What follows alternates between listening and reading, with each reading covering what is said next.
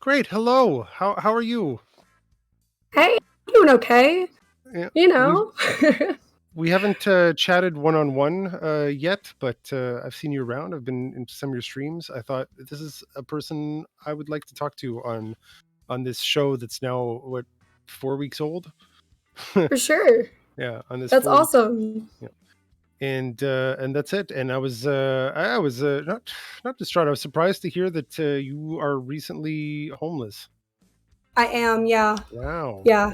I am lucky enough to have somewhere to stay until the end of December, but I do not technically have an address, yeah, which is weird Oh for me. no.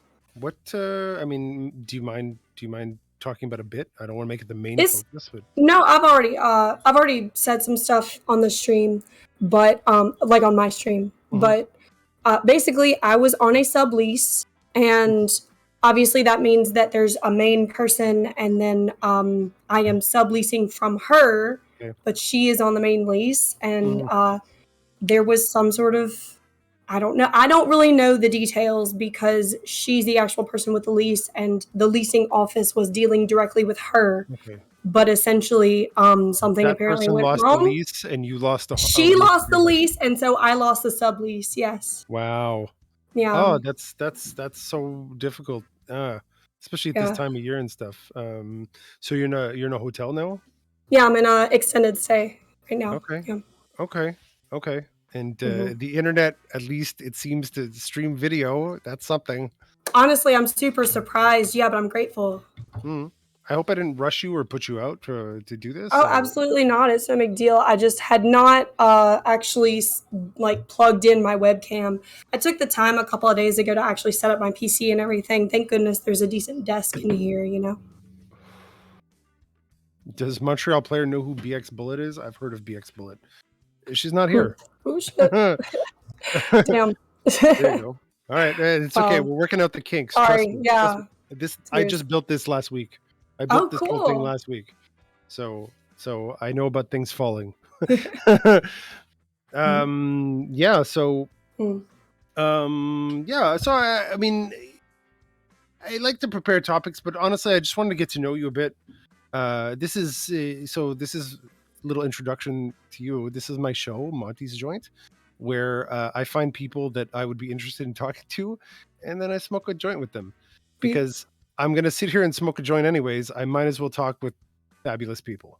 For real. I Yeah, I can get down with that. Yes. yeah. Um, and I didn't realize that we hadn't talked one on one before, but I know that you've come by the channel before, and I've interacted with you other places. I appreciate the philosophy chats. Honestly, Oh heck yeah. I went to a magical place. It was a liberal arts college for Huh? university, so that was kind of what was going around, and wonderful people. But sadly, everyone had to grow up, Mm. and that's it. But I appreciate those kind of conversations. Yeah, I did make it from scratch. Well, it's made from spare parts, basically. Basically, pieces of the deck that never got used, piece of wood for the stand, a big piece of plywood that was new, Hmm. hinges from a previous renovation that I never used. What else? These foams were useless in my office, and yeah, that's it. Just cobbled together. It turned out great. Anyways, Awesome. It um, sounds like you didn't pay a ton of money for it either, which is good. no, it was just the plywood, and the plywood is like $12. Heck yeah. So Okay. technically it costs more because it was spare parts, and I did pay for those, but those are from hmm past projects. So Yeah, yeah. whatever. If you didn't use them, they were going to get wasted. Exactly. Better me than the termites. Yeah. No, that's really Um, cool. I know a lot of people who really like their soundproofing and stuff like that. I've never tried it personally. mm, I don't know if the soundproofing does anything, but it looks a lot better than plywood. Yeah. Yeah. Okay. So you stream in Twitch politics. What are your politics? I mean, generally, what do you identify as politically? Well, I did start out in Twitch politics. Well, I Mm. started out more generally just I started out a really weird way on Twitch actually. I was not a viewer and I didn't really know what it was, but my boyfriend about 3 years ago, ex-boyfriend, Mhm. just downloaded the phone on my app and was like, I promise you'll like it. Just try it. I didn't realize that it was like commonplace to watch people first. So basically, the first time I ever opened the app, I just turned on the camera and turned on a stream. Oh, full normie mode. For real, yeah. I just had like a couple of weeks of having really cool conversations with some random people in chat. A couple of those people, like genuinely from the first few weeks, are still here and are still subscribers. I'm super grateful to those people. But yeah, basically the way it went was people would come in and they heard, oh, there's a new, well, you know what it is. Like if you're a female streamer and like you have any sort of political anything, people tend to hear about you. And so people started to stream in like, oh, I heard you're the new female in the space. What are your politics? Essentially what you just asked me. For real. Female. All right. That's how Twitch is, my dude. And so I started answering all of these questions, and eventually people were like, other people stream like this. Like there are big streamers who do this kind of thing. You could actually enter the politics space. And so I kind of started tagging my stuff with politics. Okay. And it went from there. But now I do consider myself more of an educational streamer. I stream more specifically in that tag educational rather than politics. Yeah. But go on. Just to answer your question really quickly, I went through those first couple of years, people literally getting super mad at me because people would tell me what they thought I was, like a Dem Soc or Soc Dem or socialist or whatever. They would tell me that. And so later on, I would say, well, I guess I'm a socialist. And people would say, no, you're not. That's not what a socialist is. So I came up with my own label. I said, screw it, and I came up with my own label. I am a green gay gun proponent, and that is my politics. A green gay gun proponent, the triple G. The triple G, can't mess with it. I just got super like done with people trying to put the labels on me and then other people getting mad at those labels, essentially. So this is my label. You can't say it's not right. Okay, so is this... So is this like a meme, or does it accurately describe you? I guess no. It's got a catchy name because honestly, I feel like more things that are actually good for society could use catchier names. Okay. Okay. That's not a political belief. It's just more of a common sense kind of thing. America as a whole, but especially like government programs, have a marketing problem in the 21st century. That's right. You got to make it hip. You got to make it simple. Yeah. The simple messaging so that it catches. No, yeah. I believe in ecological upkeep of our environment. I believe that we're stewards of our environment. I also am queer as fuck in many different ways. And I integrate both of those into how I think about guns because I am from the South. I come from an Acadian subsistence hunting community. And so within that, there is not just the idea that you preserve your environment by controlling the local fauna and making sure that things don't get overgrown and deer population don't get overgrown and things like that. Sure. But also conservation, essentially, yes. But also, I believe that queer people should be able to protect themselves, and that integrates as well. Okay. All right. That's right. Yeah. You have to have the option to level the playing field with people who might want to deny you existence. Yes. Yeah. All right. Yeah, Cajun. That's right. We have Cajun affinity here. My wife is from New Brunswick, where the nice people who got deported to Louisiana came from. Yeah. And yeah, that's it. And we got Melissa from Texas with a French name. It can only mean one thing. That can only mean one thing. So, yeah, I'm not really sure what I am, but I know that my stepdaddy is pretty much full-blooded Cajun. So yeah, it's pretty close to me. That's what. Well, I mean, I hear maybe you have a different story, but Cajun is actually like a bastardized version of Acadian.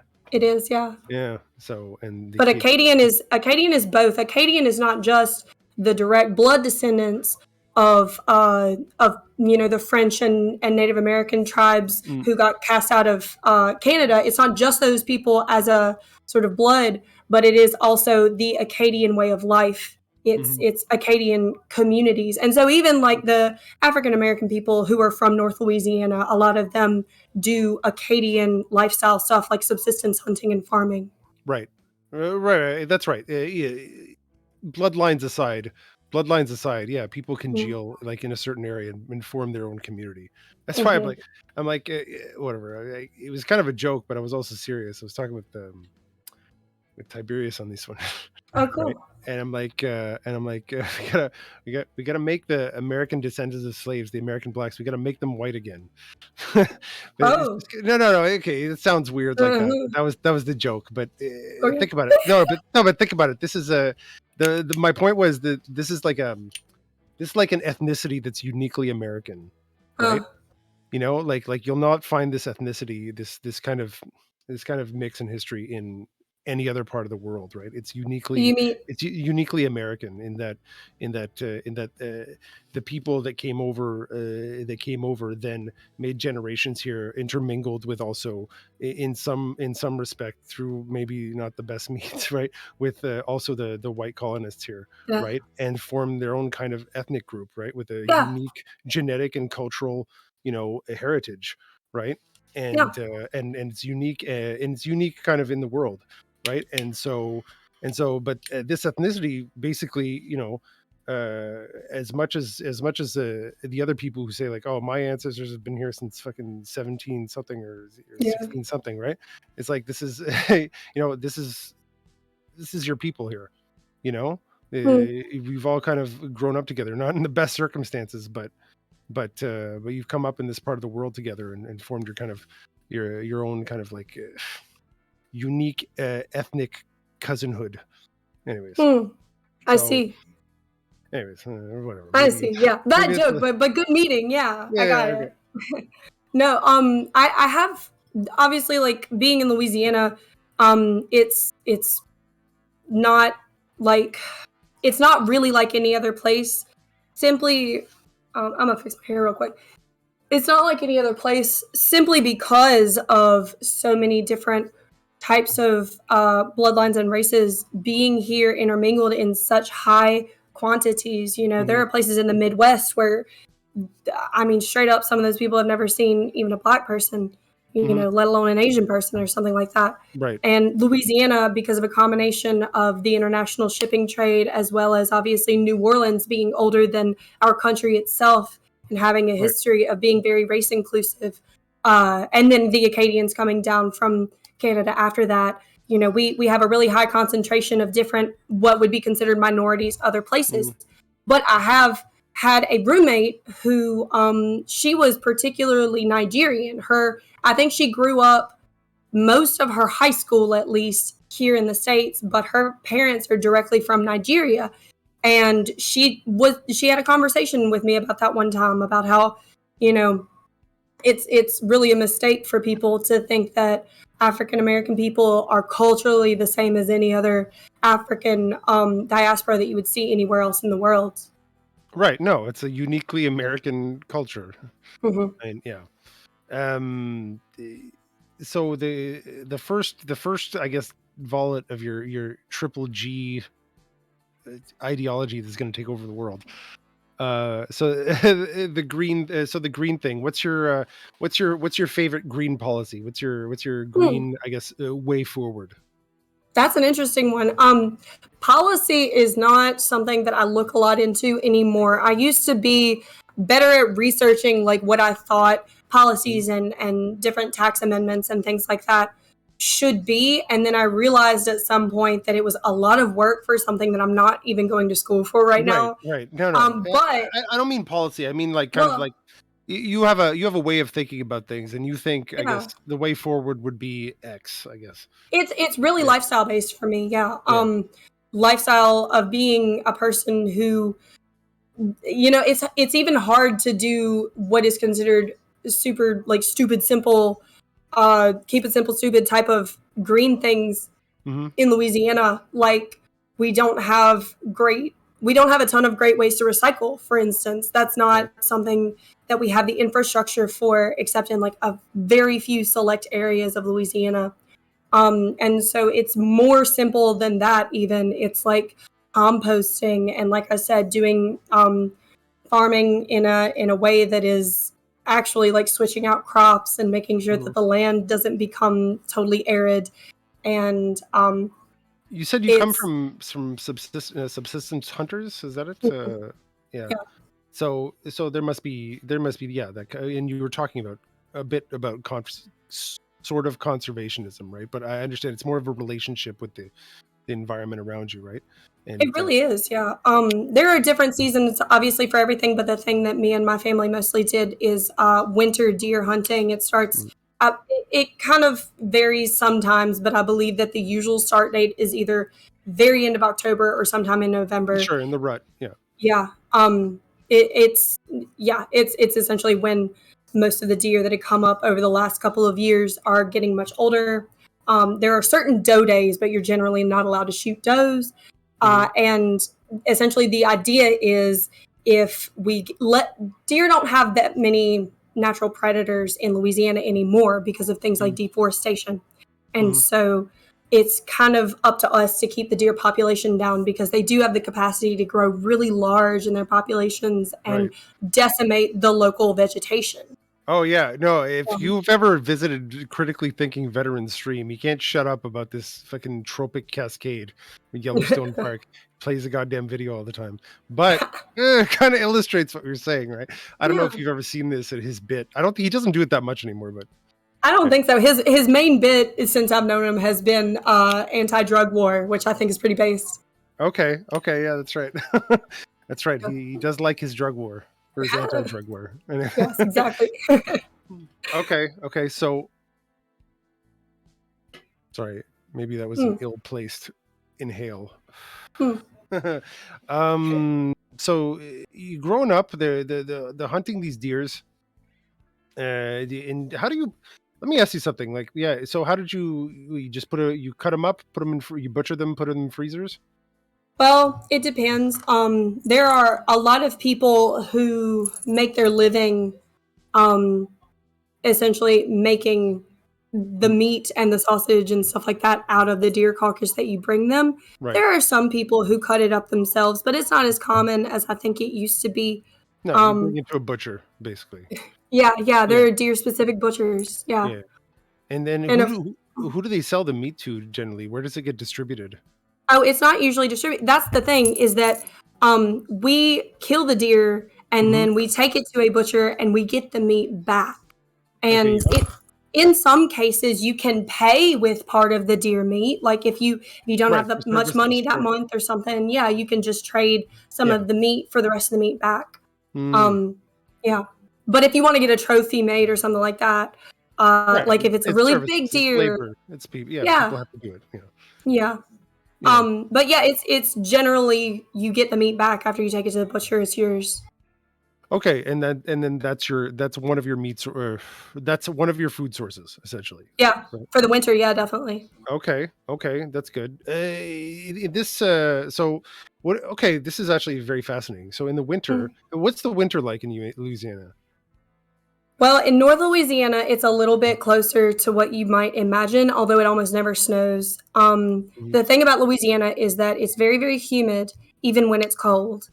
And I never understood what people meant by dry cold until I was an adult and I started traveling to other parts of the United States. But it can get down to something that I don't know where you're from, actually. Montreal, so you're from Canada. Yeah. Okay, well, in Canada. you would imagine something like 40 degrees, 50 degrees to be not that bad. Actually, I wouldn't even know where to place 40 or 50 degrees because I work in Celsius. Yeah, that's right. But okay, no, 40 degrees, 32 is basically freezing temperature. So you're talking about like 5 degrees. Okay, that's actually what it is right now. Okay, so right now, I think I'm probably experiencing, thanks global warming, by the way, I'm probably experiencing Louisiana winter, right? Because it kind of snowed. It snowed this morning, okay? All right, and now it's turned into slush and rain. Right? Yeah, sleet kind of stuff. We call it sleet sometimes. Yeah, it's a big old slush ball right now, okay? And it's actually almost all quasi-melted by the end of the day because it's been rained, washed away.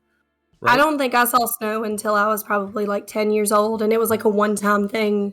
Yeah. I've seen it maybe once since then, down here specifically, but I've been to New York in the winter and seen that. But yeah, it's something that y'all might not consider that cold. Like just for basic reference, and maybe an angel in the chat will, adjust this for you. But 75 degrees is a pretty mild day. Yeah. And then it gets up to, of course, like 90, 100 degrees because it's Louisiana, and y'all would be dying, but we're okay with it. We get what it is. We get 35 Celsius is a really hot day here. And I don't know what that is. Yeah. 50 degrees. 50 degrees is real, and 40 degrees and 30. That's getting into miserable conditions down here because it is so wet. It is wet as well as cold. And even if some of the ground is frozen, you're still getting rain, you're still getting sleet. And so it feels like it's in your bones. And dry cold is so genuinely so much more bearable. It can be like 5 degrees in New York, seriously, with snow coming down, and I'm totally fine with like a jacket and pants. It's crazy. Yeah, that's right. Yeah. That's rough. Okay. Okay. So I don't know why I'm hooked on the fucking food source here, but here we go. Oh, that's cool. Okay, so you got the meat. Okay, it's wet, cold outside, and what do you have for like other stuff like breads and stuff? Breads or vegetables or? Most people get like things that are processed from Walmart, and there's usually a Walmart every like, I don't know. Let me think. There's one Walmart in my parish where I'm from, which is about the size of a smaller, I guess like a regular county. They call it county. What kind of trip is that? Like 15, 20 minutes by car or? Yeah, for a lot of people. For some people, it's way more. Minutes by car. Got it. All right. I lived in a village, but I lived in a village that's kind of 10 minutes outside the biggest city in the area. So it was a drive, definitely, and you couldn't walk, but it was not a terrible drive, I guess. Like my dad lives way farther out there because there's only a few big 4-lane highways, like interstates. But once you get off of them in Louisiana, you get through like big patches of fields for farming, and you get through big, huge areas of forest.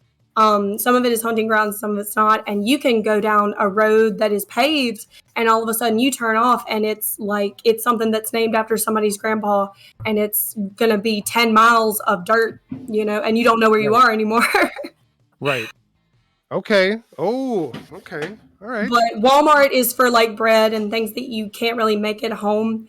But my grandma has been, and my great grandma, and they pretty much raised me, but they have kept up having at least like I'm not good at acres, but I feel like my granny has about a half, maybe a fourth of an acre every single year of vegetables. Okay. Yeah. So the mostly canned stuff. What's the communalism like in this environment? Like how close are other people? Everybody knows everybody else. If you're we see each other, basically, we're the social points of contact. Yeah. Wait, what are the social points of contact? Is that exactly. Where can people where do usually people commune together, and approximately what numbers? Sorry, these are really detailed questions. I'm trying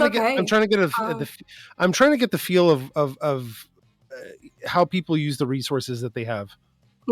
Schools and gas stations and church. Schools, gas station, church. Okay. Yeah.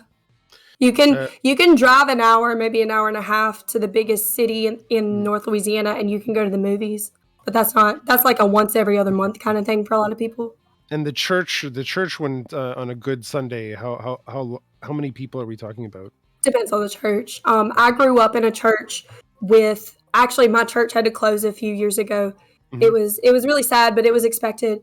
Right. When I was growing up, it was me, my mom, my granny, and like 6 little old ladies, and some of them still had husbands. Mm-hmm. I remember one lady had an adult disabled son, and he would come with her every Sunday as well. So there were probably about 10 of us on average in the church. Mm-hmm. and we actually had to share a pastor. It was every other weekend it would be a Methodist, and then the next weekend it would be a Presbyterian pastor. Okay. And after me and my family moved away, and all of the little old ladies stopped, like some of them passed away, and some of them are in homes now and stopped being able to go, so they closed our church. But there are other churches in that same area, like big Baptist churches, where you might have 150 people show up on Sunday. Okay, I see.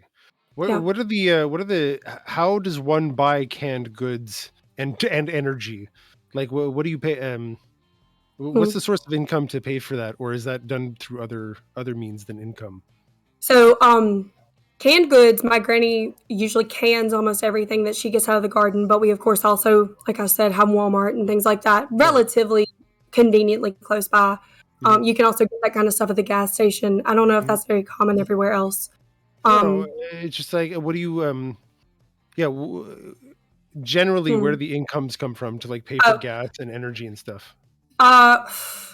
It's not a huge bustling metropolis, so the amount of different jobs available are kind of scarce. You can work at a bank, or you can work for a loan office, or you can work at a restaurant, or you can be a teacher. And my mom was a teacher. Okay. But the commute for those is also like 15-20 minutes away, or yeah, for a lot of people up to 30 minutes, Okay. But something interesting, and there's a word for this, but I can't remember it.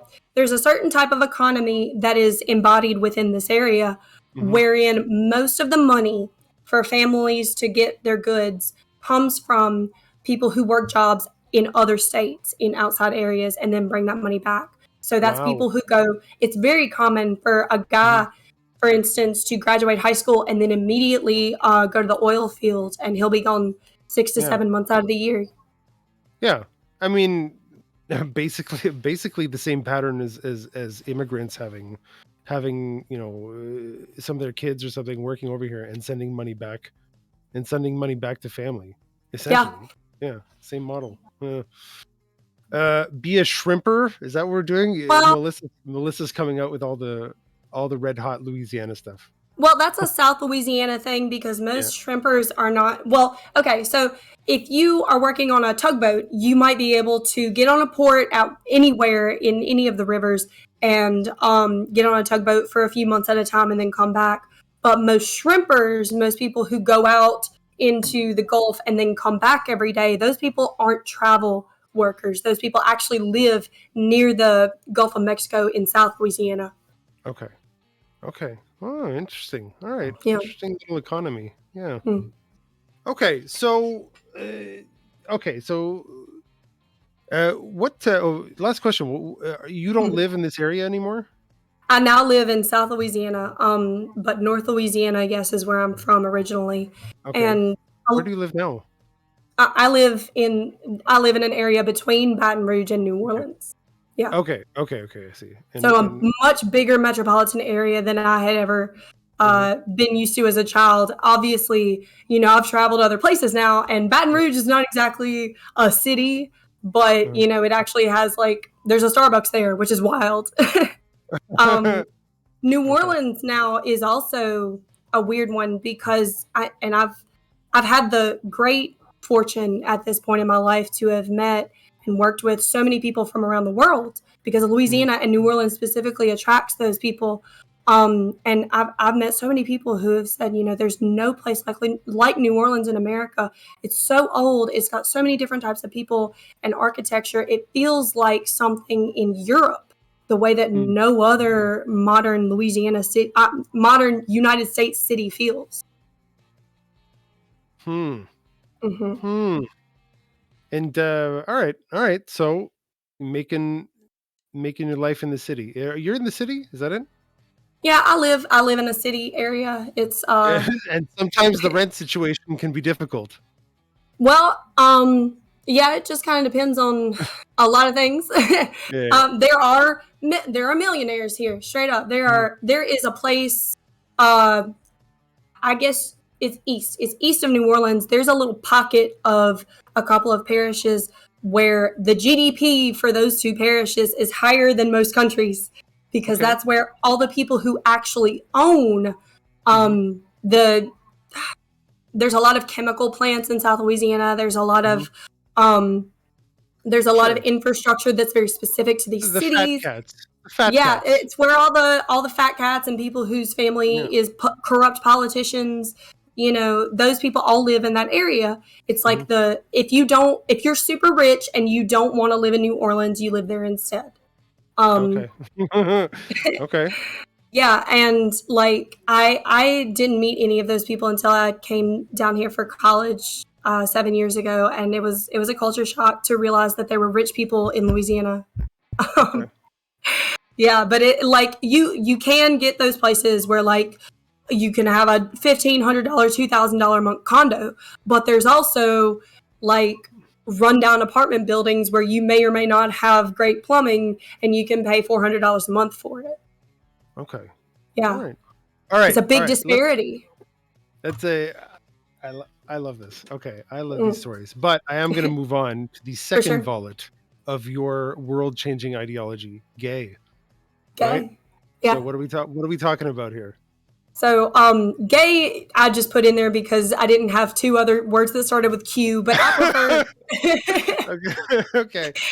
I prefer queer for myself. Okay. Yeah, I'm. What does that mean? I was closeted throughout all of high school, but I went through a couple of different phases, as you do. I was considered a dyke when I got down here. You know, I started wearing only boys' clothes and cut my hair real short, and all my friends were the local lesbians and stuff like that. Okay. I eventually started to think, well, maybe I want to transition. Maybe I want to get on testosterone. And I haven't had the fortune to be able to do that. It's a big commitment financially, as well as like if you get a doctor who's going to give it to you and who's going to work with you like that, you have to stay in that area. And I don't know where I'm going to be in the next few years, you know, so I haven't done that. But I have transitioned to a point in my life. Okay. So related, but also kind of like weirdly related. I've been modeling since I was like 15. Okay. I'm 6'1", and I've always been, I was scouted pretty much immediately as soon as I got down here. And so I've been signed to a modeling agency for a long time. And frankly, the lady who ran my modeling agency, which I have since quit, I don't like her anymore. I don't want to talk shit or nothing, but you know, she's kind of queer phobic. She never took me seriously when I would tell her, you know, like we might have to stop, you know, getting me jobs for a year. I might want to transition, things like that. She would always like discourage me. Okay. And I have accepted that that's not going to be in the cards for me, unfortunately, for the next few years. But through the wonderful world of social media, I found a model out of New York whose name is Rain Dove. And Rain Dove is an intersex person. They accept any pronouns, and they have modeled as a man and as a woman and as everything in between. And Rain Dove, what is the word? I forget what it is when you like turn a phrase. They created the phrase gender capitalism. Okay. And so that's something that I really identify with. You want me to model? Capitalism. Yeah. You want me to model? I'll model for you, and I'll model as any gender, any like role you want me to. As long as I get paid enough that I think it's worth it, I'll model a wedding dress, I'll model a suit, whatever you want. Gender capitalism, you know? Okay. All right. Yeah. Why not? Yeah. Well, why not? If you're buying it, I'm willing to sell it for. And as a more lifestyle kind of thing, it also encompasses the fact that we have to, similar to how people who speak African American vernacular English have to do what's called code switching. I code switch a lot with my clothing, with my outer gender. Because if I don't feel like it will be safe or acceptable to show up somewhere looking more visibly queer, I will code switch visibly into a specifically female or woman-looking attire. Okay. And gender capitalism also encompasses that lifestyle. Right. What's the... pardon me if you don't want to answer this. What's the compulsion? What does it feel like, the compulsion to want to be another gender? I can't feel it, but I mean, it's like I want to hear what it feels like. I don't know. For sure, yeah. Yeah. Well, I don't know what it feels like for other people, so I'm gonna preface this with this is I don't want me, to y'all. hear what Like it this is feels just like for me. other people. Yeah. Like I have always been very tall and very strong. I went through a big period of depression and I lost most of my muscle mass, but I was very muscular in high school. Okay. And I always knew that I liked girls, and then but I blocked most of it out for a long time. And then like I said, at 16 I was kicked out, and then at 17 I moved down here, and so being able to even put on guys' clothes and go out in public for the first time was really euphoric. They call it gender euphoria when you do something, repeatedly or for the first time that makes you finally feel like you are expressing yourself in a way that's not boxed into what you're quote unquote supposed to be. It's gender euphoria. It's the opposite of gender dysphoria. Okay. And I never knew that I was dysphoric because I was just miserable in general. So my first experience with it was euphoria, feeling more masculine in a way that was visible. And I don't know. I started to actually let myself work through those emotions, and I realized, what if I could grow a beard someday? Like, what if I could get top surgery and I don't have to, worry about people constantly like sexually harassing me. Like all of those things seemed like I struggled with that because I didn't know if I was trying to protect myself or if I was trying to seek gender euphoria. And I've realized it's a lot of both. It's very complicated. But I did land after all of that, after being a dyke, and then after being, which by the way, people don't like that word no more. I'm old school, y'all. I say queer, I say dyke. Like if you have a problem with it, I'm so sorry. I don't mean to. I don't mean to say. It's not a safe space. Monty's brain is not a safe space. I should have a disclaimer, honestly. People don't even like the word queer anymore, and I'm just like, y'all, that's history. Like, okay, all right, okay. So when you mention like wanting to be more masculine, right? You're saying that people would harass you because you were what you were looking like a dude and you had boobs. No, it's that I know that people on Twitch don't understand this because y'all have never seen me in real life. And God willing, someday we'll all meet up at TwitchCon and that'll be amazing. Okay. But I'm a beacon in public, my dude. I'm a huge female. Yeah. Like 6'1", especially on someone who looks female. 183 centimeters is noticeable. It's noticeable. Yeah. 183 centimeters is the conversion for the Europeans. Okay, that's fine. No, actually, funny. In Canada, we still use the fucking imperial system for height. Wow. Y'all just picking and choosing. Yeah, exactly. Fucking hypocritical. We're not using. No one uses maybe the French people use centimeters. Yeah. Common French people don't use centimeters either. I see. Yeah. But I experience a lot of sexual harassment just in general spaces because that's what visibly, like, if you look female, you're gonna get harassed.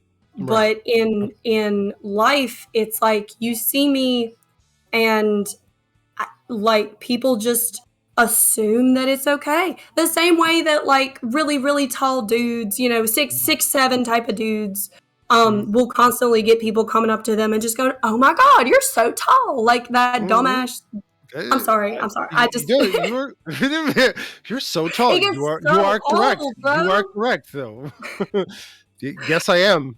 Yeah, but with being a visible female, it also adds to that. Like, oh, you're so tall, have my babies. Oh, you're so tall, like, are you and it's usually nicer when people start asking stuff about modeling, career stuff.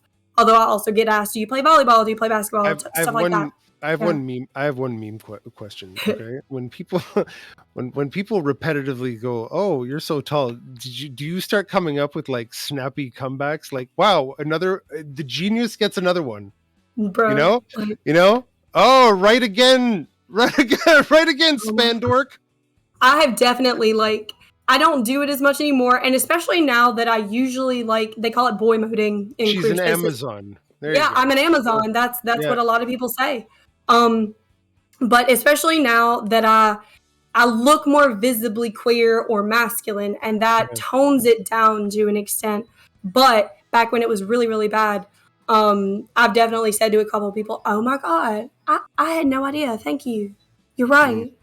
Like, My daughter, by the way, got her driver's license today.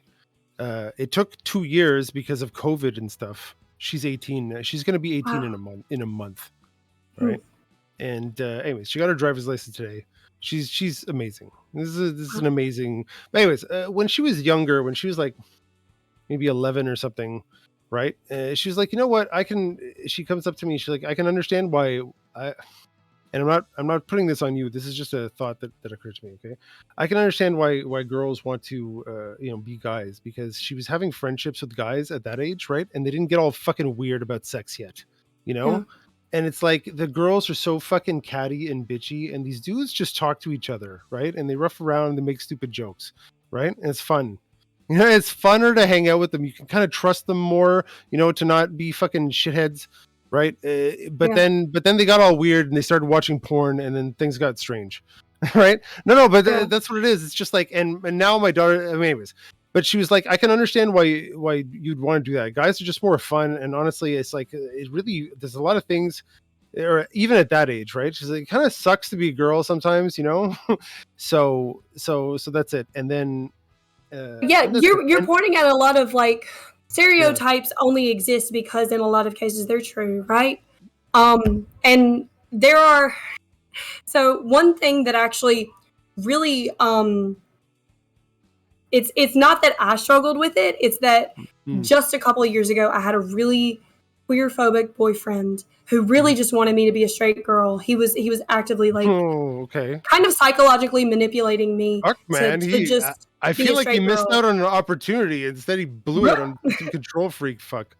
Anyways, all right. It was very hard. Um and basically he was telling me things that embody the 4chan meme that female to male transitioners are erasing tomboys. Like you can't just, Some dumb boys. All yeah, these right. Okay. 4chan people, they don't get any pussy anyway, so they're just like, oh, you all want to be men, so we can't date you. It's like, no, we won't date you because your neck beards. But Right. so No, no, but that's her complaint now. It's not that I don't like guys. It's just they're all fucking stupid. They're all yeah, fucking stupid but at this age. I don't know what to tell you. She's yeah, like, Dad, when are the guys? She's like, when are the guys actually gonna fucking make sense and be mature? 40. And I'm They're like, gonna be 40. 40? Oh boy. Hey, I'm 40, so there you go. The last That's couple why. of guys I dated were around 35 to 40, and it gets so much better. No, but that's it. They seem to get along. I understand why you'd want to get along with older guys. Okay, it's coming. Mm. I'm not trying to sell anything. Very happily married. Okay, but no, but I can kind of see it because it's like they don't talk to you about fucking stupid nonsense. What porn they watched, right? uh, It's like so that's it. Yeah. Crazy shit, yeah. But yeah, like to an extent, yes, there are some very, very young girls who maybe Mhm, might get a little confused and, say, well, do I want to transition to a man, or am I a tomboy, or am I mhm, genderqueer? And right. there's a lot of options there. Mhm, But at the crux of that is like, first of all, if you're comfortable being a girl, a woman, and you just want to mhm, dress kind of masculine, you're just a tomboy, like that's fine. If you struggle actively with all of those genders, you may be gender queer. If you want to grow a beard, if you want to have more muscle, if you want to, personally, I'm very dysphoric about my voice. I would mhm, really like to get on testosterone to deepen my voice. And so that's how I know, like transitioning, which makes you trans, whether it be binary right. trans or non-binary.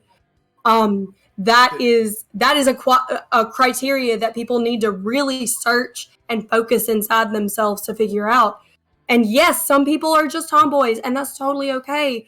But like, What that's the case because you don't want to like physically change anything about yourself to a large what extent. what stands out to me is the compulsion to want to grow a beard. You I've know, always been incredibly jealous of really, beards. really. So you look at your face and you're like, man, I wish it grew here. I wish I had. I wish I had one of these. Wow. There's a lot of Okay. stuff, and like, okay, we're gonna get real quick, Montreal, because like Absolutely. some All people upon this get shit. kind of dicey when you start talking about pretty privilege, Okay. and I accept that. I was born a tall, attractive female, and I have had the great financial blessing to be able to model for a living. That has been Mhm. wonderful.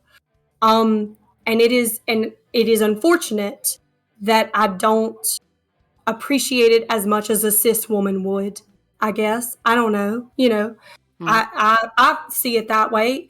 A lot of queer people say that though. Like, if I could choose to be straight, if I could choose to be quote unquote normal, we would. A lot of us would. Mhm. It makes your life hard, bro. But Mhm. like, I do struggle with that. Like, will I ever? They have jaw implants now where you can get a more masculine jaw. They have Okay. things like Okay. that. It's really you want like significant changes in your body. If I could Like look, if I could have just been born a man, like the same height, same weight, same everything, but just born a man, I would. you'd be very Yeah. popular. You'd be a very popular man. I guarantee it. People tell me all the time that I had big dick energy, and it's yes, it's very Right. true. Okay. I get that. I get that. I get that. My oldest daughter, the one I'm talking about, she has big dick energy. She's not. She doesn't seem to be. She doesn't seem to be having like gender issues with body Yeah. image like this. But I definitely get it. She definitely has big dick energy. This woman. Hell yeah. So I get it. Yeah. The one thing is that like I'm I'm like a reverse Chad. It's Okay. like I like, yeah, I'm very physically imposing, and I'm Mhm. if in front of males and Mhm. masculine people and queer people, I'm very comfortable. It's very specifically like feminine girls that make me very nervous. Okay. All right. I don't like flirting with them. I feel like I look like a fool. Um, Oh. I, Okay. I But never got. some of them have caught your eye though. They're Yeah, cute. absolutely. I've dated a They're couple of girls cute. before. Yeah. Yeah. I've dated a Yeah. couple of girls, but most of my serious relationships have been men because of that, because they freak me out. Essentially, I'm scared of women to an extent. Okay. Okay. Oh, that's Yeah. okay. That's so cute. Yeah. Sorry. All right. Yeah. All right. No, All right. it's a socialization thing. It's a skill to be able to flirt with people and to be able to flirt with different types of people. Okay. All right. Yeah. Hmm. All right. All right. All right. Yeah. Final volley. What was it? Yes. What was it? It was green, gay, and guns. Guns. Guns. Yes. That's right. That's right. And The most that's difficult. you were talking about being subsistence. You know what? Mhm. Okay, so here's my thought. Here's one of my thoughts on guns. Everyone keeps putting out the like, oh, no tyrants have been stopped with guns and stuff, right? And yeah, but you know what? Have you ever thought about these on like little local levels, right? At one point, I Mm. saw, I'm seeing this documentary, right, about sand mafias, right? Mm. Sand mafias in India, right? And they come in, they hire people with jobs and families, but they hire people to illegally go take people's sand out of their land, okay, and cart it over because the world needs fucking sand to Yeah. make concrete To to make a build lot of all things. these cities that are springing up all over the place. Yeah, And silica is an integral part of a lot of electronics as well. yep. So that's it. And these farmers, right? Basically, they can't do a goddamn thing about it because they don't have they don't have any guns, Yeah. right? And that's it. They could band together and defend against these, but they have no guns. What are you going to do? I can't get one. All right, these guys are just coming in. I don't know what to do here. So Mm. that's it. They try to put up a resistance. They just kill you. They kill you with their guns, right? Yeah. And so what are you supposed to do about that? Just move or something like yeah, so what are you supposed to do about that, right? And Yeah. wouldn't it be nice to have easy access to guns to prevent that kind of fucking exploitation to happen? Same thing Mm. when Freems keeps he's talked about this a few times, right? This kind of revolt that happened in I'm gonna mangle the story, right? But this kind of revolt Oh that yeah. happens in Kentucky, right? Where people take guns because they're getting exploited by fucking corporations, right? Yeah. They were all living on one of those corporate town lands, and the corporate town was going to kick everybody out because they had decided they were going to sell the company. And so they were just like, screw you guys, move out of your houses. Like, we own this crap. And Mhm. so obviously all of these people who had been working for this corporation banded together and had a big standoff in the mountains for like a Yeah. week or something. I've heard him tell that story before. Yeah. Yeah. So it seems to me like, okay, to stand up, maybe no national tyrants, okay, have arisen, okay, but there's plenty of opportunity for fucking local tyrants, okay, Mm, to arise, all right, and exploit people, all right? And when you exploit people too much, okay, where to the point where it's like, hey, you're really hurting us here, then they have the right to resort to the fucking nuclear option. Okay, mm, you will not exploit us any more than this, or we'll go down and it'll cost you a lot, mm. honestly, right? It just ups the cost of exploiting people, really. I, I really want to emphasize that in places where responsible, ecologically oriented gun culture is a thing, Hmm. a lot of us really don't think about local militias and Hmm. uprising against the government and things like No, that. no, no, no, no, no, of We course you we wouldn't. are very much focused on the fact that this is a hunting tool. It's a Yeah, sports tool. You know, I did skeet shooting as a sport when I was in right, high school. absolutely, yeah, yeah, Um, absolutely. you know, it's a skill. It's something that you use to, like, when you live on more than an acre of land and you have a tree line, there are animals, some of them very dangerous or Mhm. some of them with diseases, that will come onto your property and they might attack your children or your animals. Like, and just having even the simplest possible shotgun to Mhm. ward them off can be very important. Um, and I appreciate that that is not the lifestyle of everyone in America. I Mhm. appreciate that there are some people who specifically want to use it for self-defense, but at the end of the day, you know, I'm not a person who is an expert on those things, but I am very much ingrained in the localized ecological gun culture of Acadian subsistence farming, and I Mhm. will be an advocate for that.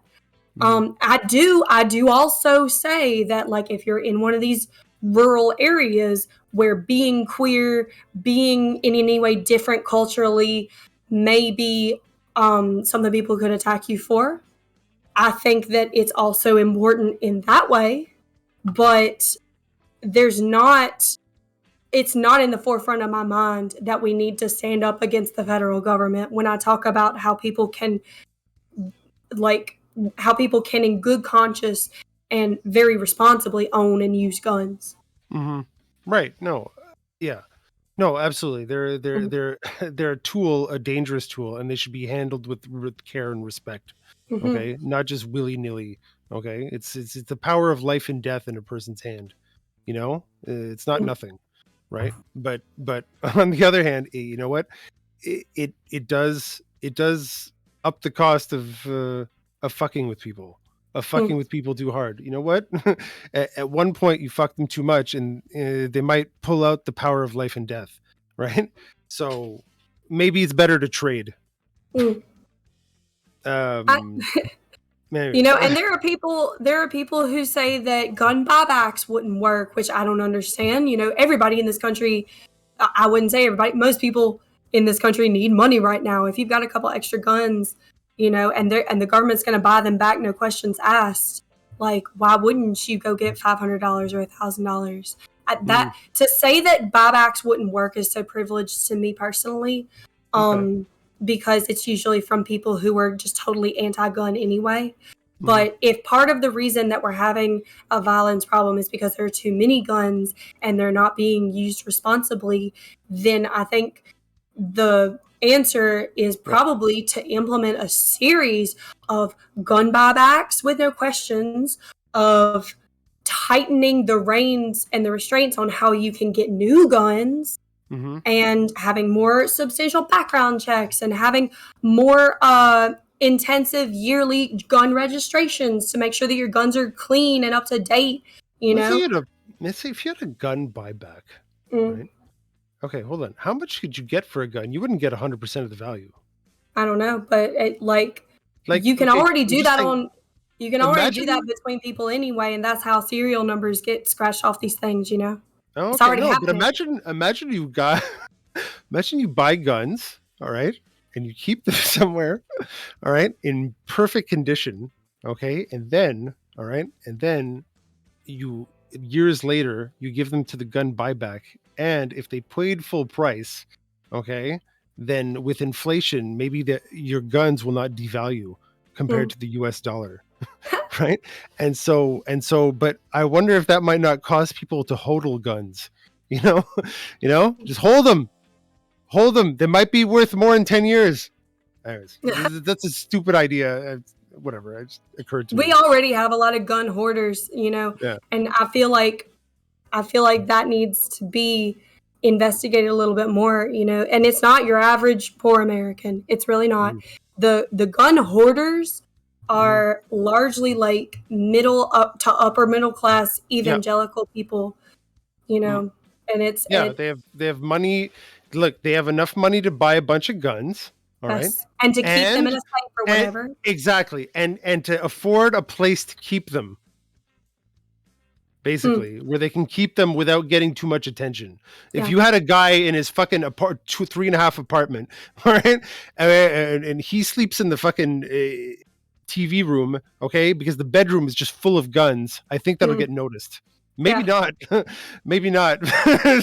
Anyways, Yeah. um, But like people always talk about, you know, oh, you should be prepared, like in case something goes down and the government collapses or something like that.